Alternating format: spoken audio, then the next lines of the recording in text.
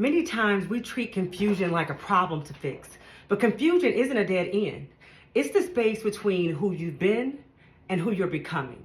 And here's the wild part. You can feel confused and still move with clarity, because clarity does not mean that you have it figured out. Sometimes it's just the next step, but it's the one that feels like peace and not pressure. So let me tell you my personal story. I remember when I had my confusion breakdown like it was yesterday. I was in the fight of my life and didn't even know it. I was in my office and something snapped in me. I felt like I couldn't breathe and I couldn't really articulate what was going on, but I knew it was different.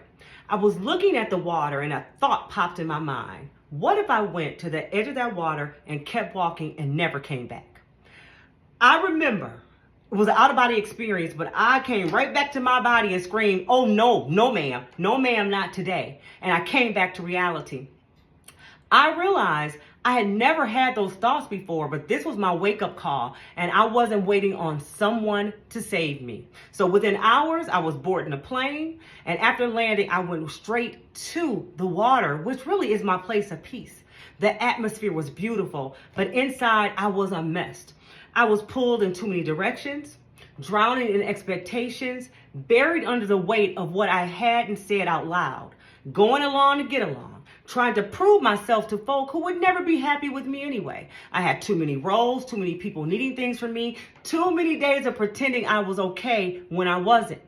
But for the first time in a long time, I looked at that water, and I really looked. The waves moved with such purpose, unapologetic, honest. Didn't ask for permission. The moment wasn't loud, it wasn't dramatic, but it was everything. It was the moment I stopped pretending and poof, just like that, out of confusion, and started my walk towards clarity. I didn't have a grand plan, but I just decided to stop lying to myself. I decided to say yes to peace, even if it meant letting go of people, patterns, and places that were familiar. I didn't care who was pissed off anymore.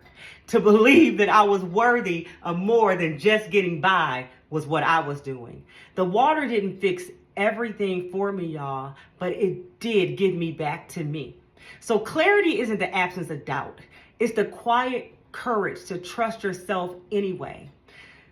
Listen, confusion thrives in chaos, but clarity grows in stillness. It's the soft yes in your gut or that loud no you want to ignore. Clarity shows up when you make peace with what matters, and not everything matters. So when your peace is non-negotiable, the road to clarity is the choice.